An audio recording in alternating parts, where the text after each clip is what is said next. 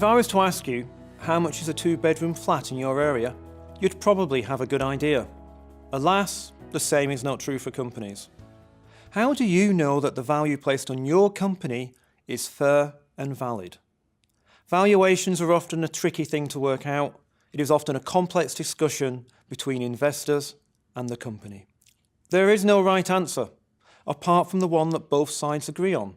The first point I would urge founders to recall: they are never giving away their company.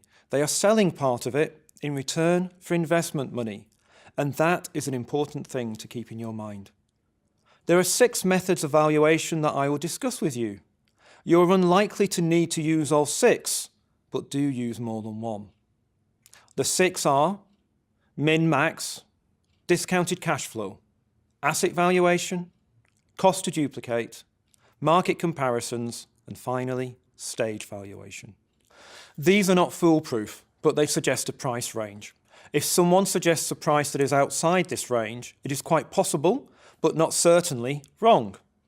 If the price is inside the range, the valuation is probably, but not certainly, fair.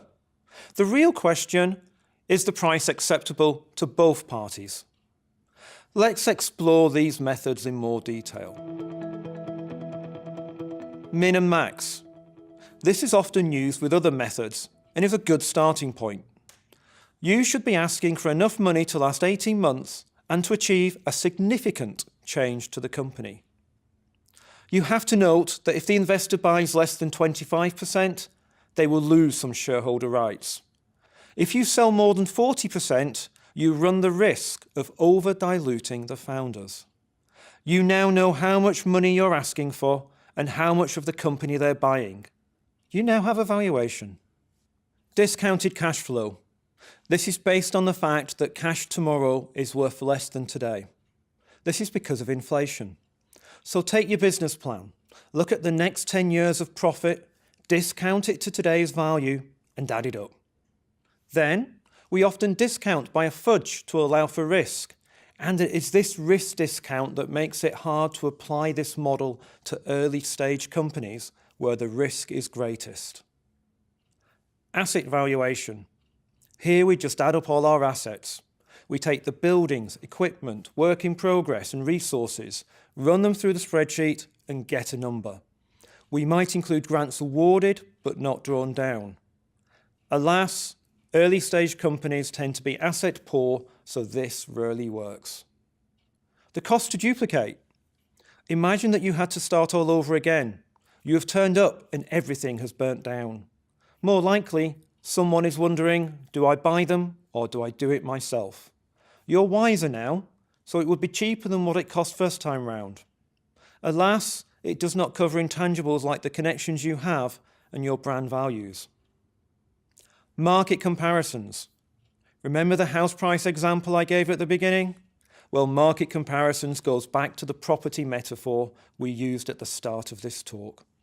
In this market, the professional investors have insight into what deals are being done. They know what is expected for the price ranges for a company similar to yours. They can feel if it's too high and they can feel what is too low.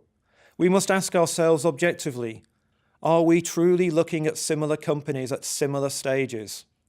Sometimes you may feel your company is being undervalued.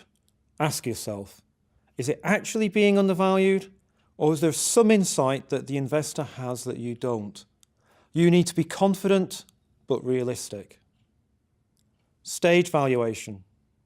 With stage valuation, you're taking a simple rules approach to what the company is worth.